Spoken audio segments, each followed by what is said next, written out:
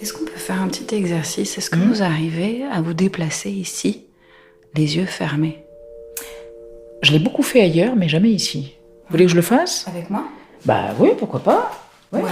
on va faire comme Timothée Adolphe, là, le parathlète qui court attaché à son entraîneur. Alors, je ferme les yeux. Hein. Il y a quelques années, au tout début, après l'annonce de mon glaucome, j'avais pris l'habitude de m'exercer à me passer de mes yeux. Persuadé qu'un jour, pour moi, il ferait nuit. Une manière de conjurer l'angoisse, et le sort aussi. Mais aujourd'hui, je ne le fais plus. Donc là, je fais gaffe, là, je contourne, alors je sens la lumière. Là, je vais toujours tout droit, on va pas tarder à arriver vers une bibliothèque. Et ben voilà, là, j'ai les plissés. Une petite sculpture. Voilà, et là, j'ai la tête. Je fais attention, elle est là. Voilà. Voilà. Ça allait pour vous? Oui, mais je maîtrise pas encore. Il y a un message vraiment très important à faire passer. On peut arriver à bloquer le glaucome au moment où on le découvre. Le professeur Christophe Baudouin, chef de service au Centre national d'ophtalmologie de l'hôpital des 15-20 et directeur de l'IHU Foresight pour la vision. On a des traitements efficaces pour stopper le glaucome. Donc si le glaucome n'a pas encore eu lieu parce que le nerf optique n'est pas abîmé, ou si le glaucome a un peu commencé à abîmer le nerf optique mais d'une manière qui n'est pas gênante sur le plan visuel, ou même s'il commence un peu à avoir des manifestations visuelles un peu latérales mais très modérées qui finalement ne pénalisent pas la vision et la vie courante, à ce moment-là, on peut stopper la maladie. Et c'est extrêmement important, c'est un message très fort. Le glaucome n'est pas une malédiction dans laquelle forcément on finira aveugle. On le sait maintenant. Quand le glaucome est détecté à temps, il existe tout un arsenal de traitements, médicaments, gouttes, lasers, chirurgies, qui peuvent freiner, voire court-circuiter la dégénérescence du nerf optique.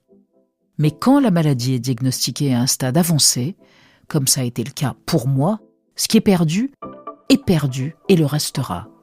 Il n'y a pas de traitement curatif, uniquement un traitement qui permet de stopper l'avancée du glaucome.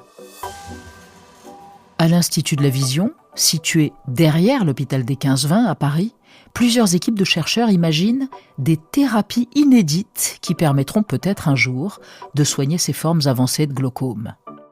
Alors, quel sera l'avenir du glaucome? Est-ce qu'on arrivera à le guérir demain, même dans les stades les plus avancés? Alors l'escalier, c'est l'endroit où on ne peut pas parler. Parce qu'il y a un écho horrible dans ces escaliers. Il ne faut pas dire de secret parce que ça s'entend jusqu'en bas aussi, je crois.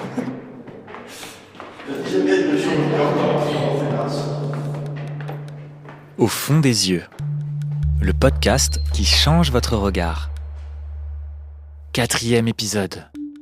Recherche et glaucome. Le champ visuel des possibles. Ça, c'est un bureau d'Institut de la Vision. Bah là, on a toute l'équipe. On a toute notre équipe Bonjour. d'étudiants. On a une brochette de doctorants et de post-doctorants. Donc là, on parle quelle langue?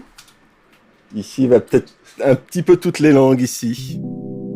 Xavier Guillonneau co-dirige une équipe internationale de chercheurs à l'Institut de la Vision.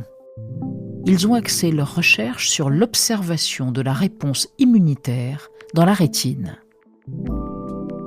Tentons d'expliquer simplement. Dans le cas d'un glaucome, la pression intraoculaire augmente doucement, ce qui fragilise les neurones de la rétine, qui envoient des signaux d'alerte. Les cellules immunitaires présentes s'activent alors pour tenter une réparation, laquelle réaction en chaîne est en fait délétère, destructrice pour l'œil. On le décrit toujours comme un cercle vicieux. Vous avez des neurones qui dégénèrent, vous faites de l'inflammation au même moment, donc les neurones qui étaient déjà un peu fragiles, du fait de cette neuroinflammation, vont devenir encore plus fragiles et vont éventuellement mourir. Cette mort cellulaire dans la rétine, cet endroit fermé qu'est la rétine, avec des cellules qui les surveillent, les cellules inflammatoires, ça fait ce cercle vicieux. Et en fait, moi, je regarde beaucoup ce phénomène-là et comment on va pouvoir dire aux cellules inflammatoires, dans cette situation catastrophique, n'en rajoutez pas. Ne rajoutez pas du chaos au chaos. C'est ça, en fait, ma recherche, on va dire. Sur la paillasse, ce qu'on fait beaucoup, c'est travailler avec c'est les Minitaires. Je n'ai pas encore dit le nom, elles s'appellent des microglies. Et c'est un peu les lanceurs d'alerte. Mais en fait, quand elles lancent l'alerte, ce qui se passe, c'est que vous allez avoir des cellules sanguines qui vont entrer dans l'œil. Parce qu'elles vont sentir ce signal d'alerte et elles ont à ce moment-là la capacité de traverser les vaisseaux. On sait que dans les glaucomes, au niveau du nerf optique, il y a souvent une petite fuite vasculaire. En fait, on a perdu cette étanchéité parfaite, normalement de la rétine, qui ne devrait jamais être exposée à des composés sanguins. Tout d'un coup, tout ce qui est dans le sang peut rentrer dans votre rétine. Et c'est une situation catastrophique pour les neurones. Les neurones détestent ça. Et les cellules inflammatoires aussi, tout d'un coup, sont hyper activées.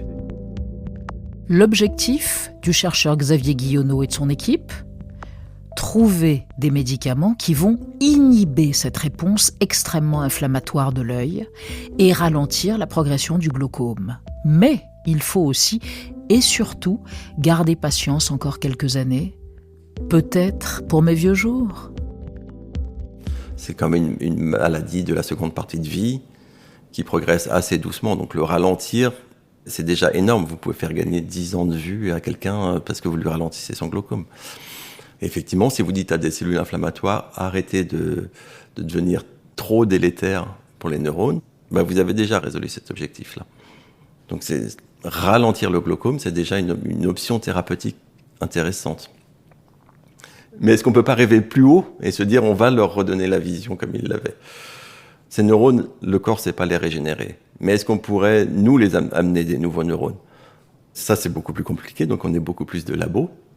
Tout le monde dans une recherche commune, des gens qui savent refaire des neurones, et puis des gens qui vont, comme moi, participer au fait que si on remet des neurones dans un endroit, ils vont réussir à survivre, à se reconnecter mieux au cerveau, parce que si vous remettez une cellule ganglionnaire et qu'elle ne se reconnecte pas, ça ne sert à rien. En fait, vous avez mis une cellule, mais elle est totalement inefficace.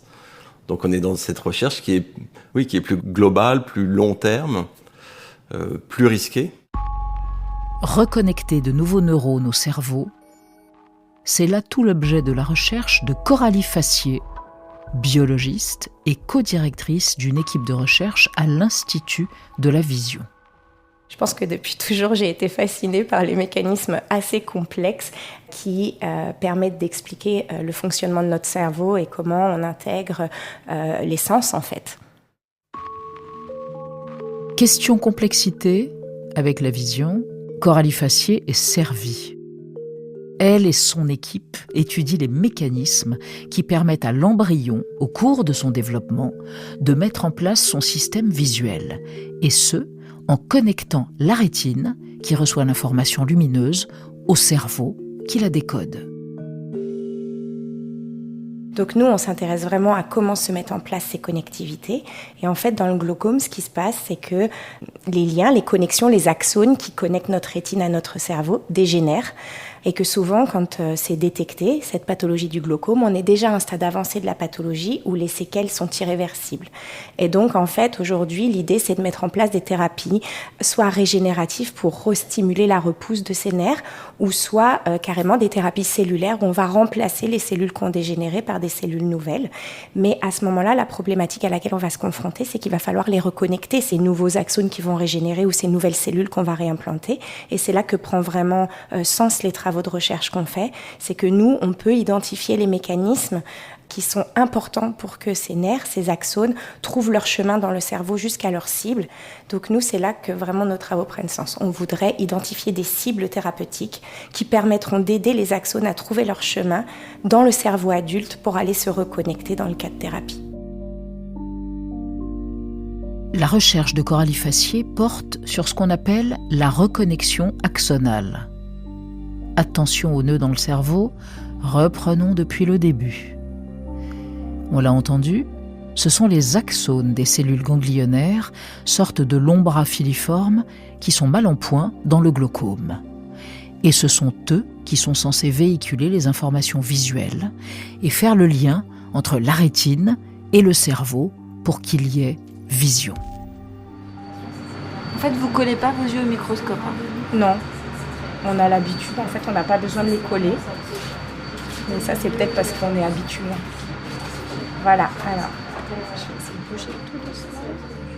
Donc la rétine, c'est une membrane qui tapisse le fond de l'œil et dans laquelle il y a différentes couches de cellules. Et parmi ces couches de cellules, on trouve les cellules qu'on appelle les cellules ganglionnaires de la rétine.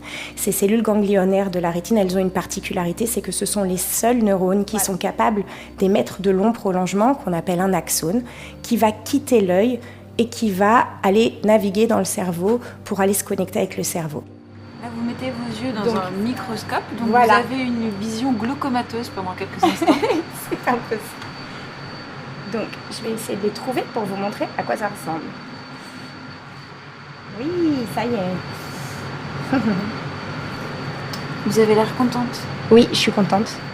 Voilà, je vais vous montrer à quoi ça ressemble. Donc, vous allez voir au centre une boule qui est un amas du coup de toutes les cellules de la rétine. Et seules, je vous disais, dans cette rétine, les axones des cellules ganglionnaires de la rétine, qui sont celles affectées dans le glaucome, sont celles qui vont émettre des longs prolongements, qui vont irradier partout autour de cet explant pour former comme une sorte de soleil. Alors, il faut les rétines Ah les oui, petits bouts vous de n'allez soleil. pas chercher, vous allez tomber dessus tout de suite. Donc ces axones, ils vont rentrer dans le cerveau et ils vont être en contact avec un environnement. Et cet environnement, il faut vraiment le voir comme le code de la route. Il va y avoir tout un tas de panneaux de signalisation qui va donner les informations à ces axones de quel trajet ils doivent emprunter, où est-ce qu'ils ont le droit d'aller, tourner à droite, ici il ne faut pas aller, rebrousser chemin, aller à gauche. Et ils vont être guidés en permanence. Mais pour être guidés, il y a des panneaux de signalisation, mais il y a le véhicule. Et le véhicule, il va devoir intégrer ces informations. Et ce véhicule, c'est l'axone, qui a la capacité d'intégrer ces signaux et d'y répondre par un changement de comportement. On va virer à gauche, on va rétracter, on va repartir. Et donc tout ça, ça doit être fait de façon extrêmement précise pour que l'axone à aucun moment ne parte au mauvais endroit et aille vers sa cible spécifique dans le cerveau, là où il va établir un contact et il va pouvoir véhiculer l'information électrique qui permet au cerveau ensuite de reprojeter l'image qu'a reçue la rétine, l'œil. Ok, donc les axones, c'est un peu comme des petites bagnoles lancées à toute vitesse sur les routes de notre cerveau pour nous permettre de bien voir. Observons déjà à quoi ça ressemble.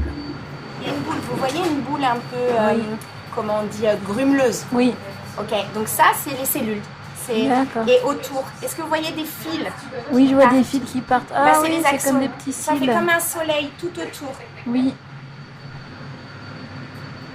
Là, on a un réseau énorme de câbles. Vous les voyez, tous ces câbles? Ah oui, on voit tous les Et petits c'est le long cheveux, là. de tous ces câbles que sont véhiculées les informations qui permettent la communication entre notre œil et notre cerveau.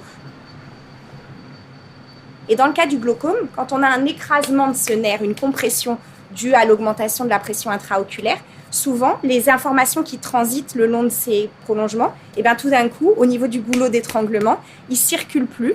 Et donc, on ne peut plus assurer la communication parfaite entre l'extrémité la plus distale qui est dans le cerveau, ce qu'on appelle le corps cellulaire, et l'autre extrémité qui se trouve dans l'œil. La communication commence à être rompue. Le neurone ne peut pas adapter son programme à l'environnement que reçoit l'extrémité. Et petit à petit, l'axone va commencer à dégénérer. Et quand l'axone dégénère, à la fin, le corps cellulaire va mourir et le neurone va disparaître.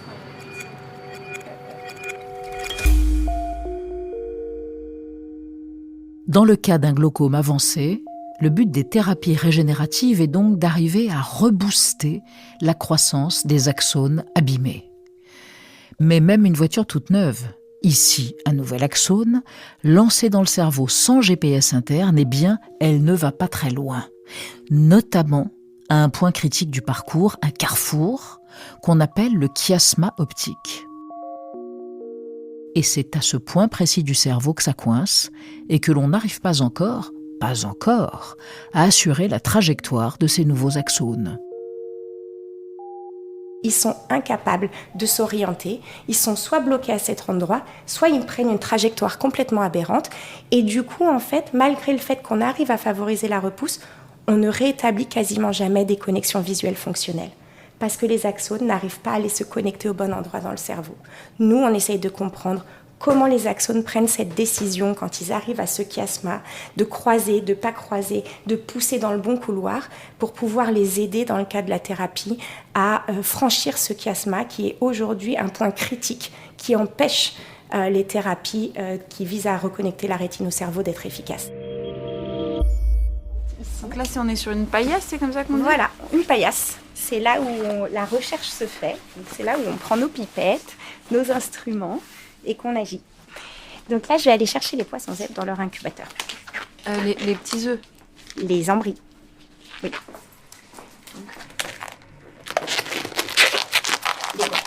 Le bruit des gants.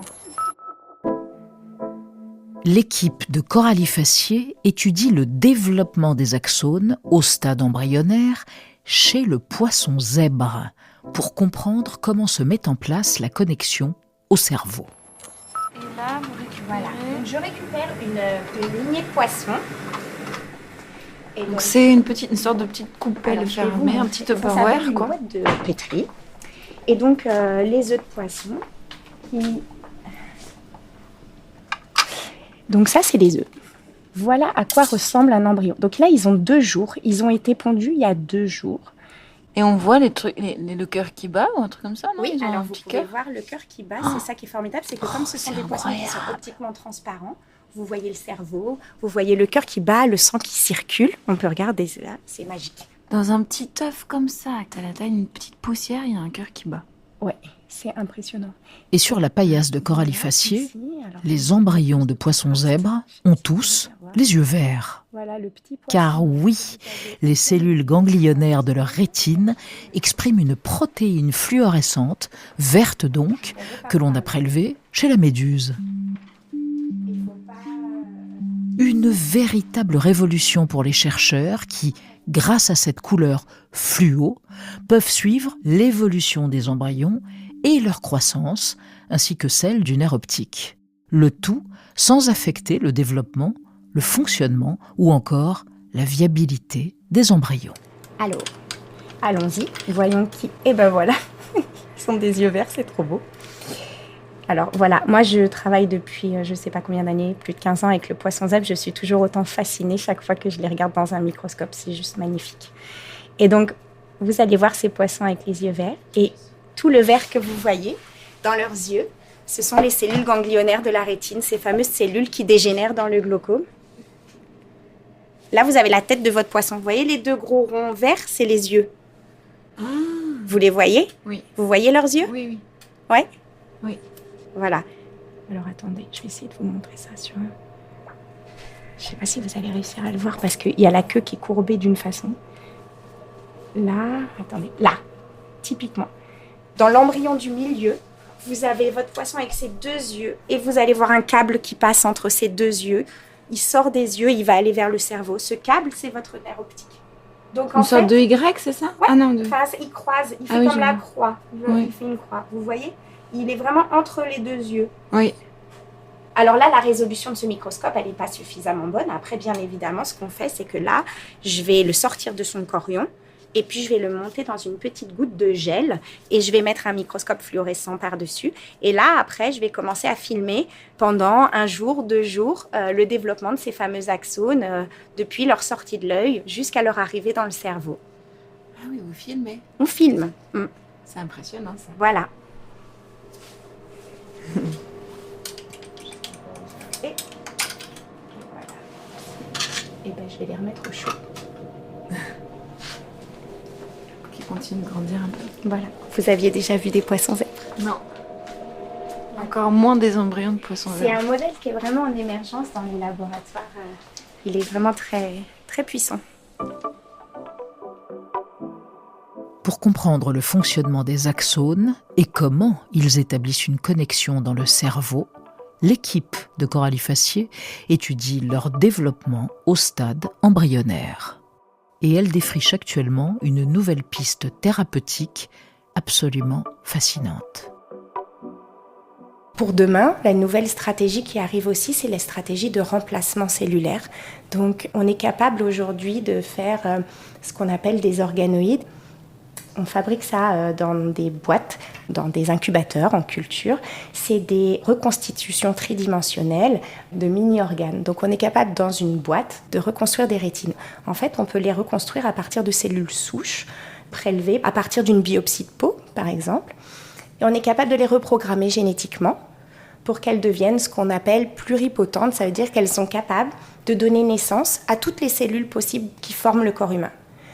Ici, dans notre cas, des cellules qui forment la rétine. C'est incroyable. Donc l'idée aujourd'hui, ça serait de pouvoir faire ces organoïdes qui pourront être ensuite réimplantés dans le cas d'une thérapie, dans un cas par exemple de patients atteints de glaucome avancé, où la plupart de ces cellules ganglionnaires de la rétine ont déjà commencé à dégénérer et ont disparu, les réimplanter et ensuite voir comment est-ce qu'elles vont s'intégrer dans ce nouvel environnement et voir comment elles vont pouvoir émettre leurs petits prolongements, leurs câbles, pour aller connecter le cerveau. Si on récapitule, les essais de thérapie génique, qui consistent à transformer génétiquement les cellules, concernent plusieurs aspects du glaucome. La neuroprotection, pour prévenir les lésions et la mort des cellules ganglionnaires de la rétine, et la régénération des nerfs abîmés, ou encore du trabéculum, ce fameux filtre défectueux dans le cas du glaucome. Mais je ne sais pas si la recherche ira assez vite, en tout cas, pour que j'en bénéficie un jour.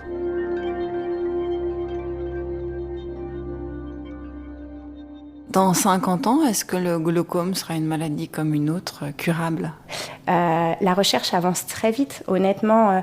Même si à l'échelle des patients, je pense qu'elle avance toujours beaucoup trop lentement, bien évidemment, parce que personne ne peut vraiment mesurer la complexité de ce que ça représente, toute cette dissection de comprendre la fonction des gènes et comment se mettre en place ces connectivités à l'intérieur du cerveau, c'est d'une complexité incroyable.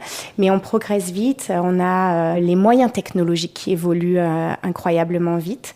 Et donc, bien sûr qu'on a espoir qu'on aura beaucoup progressé d'ici là et qu'on pourra, dans 50 ans, imaginer passer à ces thérapies régénératives et cellulaires qui pourront permettre d'avoir des connexions fonctionnelles visuelles. On n'est pas en train de prétendre qu'on pourra redonner une vision complète, parfaite, qui était celle que les gens avaient au début, mais déjà améliorer ou freiner, en tout cas, la progression, c'est déjà un vrai challenge qu'on vise et qu'on espère réussir. Après, il y a aussi d'autres facteurs limitants, c'est que les avancées de ces travaux de recherche sont coûteux et que parfois aussi la limitation primaire, on ne va pas le cacher, dans la recherche, c'est les fonds.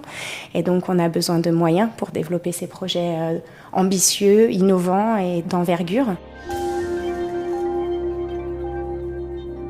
Aujourd'hui, il n'existe pas de moyen de réparer un nerf optique abîmé, ni même de le stabiliser en dehors de la pression oculaire.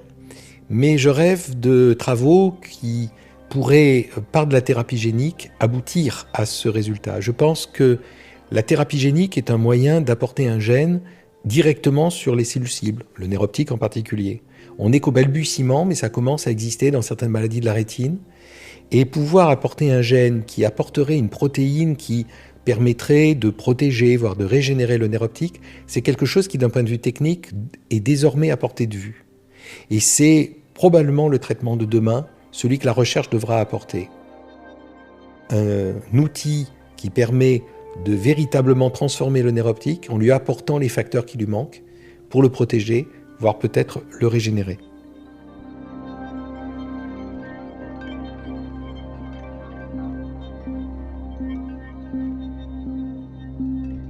En entendant ces derniers mots, je me prends à rêver. Quel regard nouveau porterais-je sur ce qui m'entoure si dans 10 ans, mon nerf optique était régénéré ? Qu'est-ce que ma maladie m'a déjà fait oublier ? Comme les prisonniers de la caverne de Platon, vous savez, enchaînés d'eau à la lumière, peut-être me suis-je déjà habitué aux ombres qui peuplent mon monde et qui constituent ma réalité. J'imagine alors ce que ça ferait de sortir de cette caverne. L'étendue de l'horizon, la lumière crue du soleil, pleine face, les marches d'escalier qui se dévalent dans l'insouciance, et cette voiture, électrique la voiture, cette voiture qui trace dans la nuit, et je dois vous dire que c'est moi, oui moi, qui serai au volant à plus de 70 ans.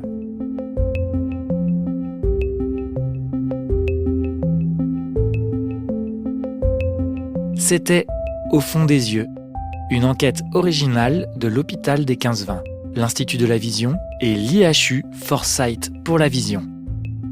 Une production de Studio Ose.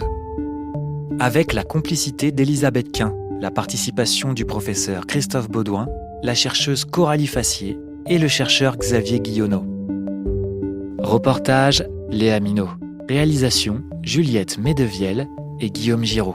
Mixage Simon Zrac. Production Lorraine Pagès.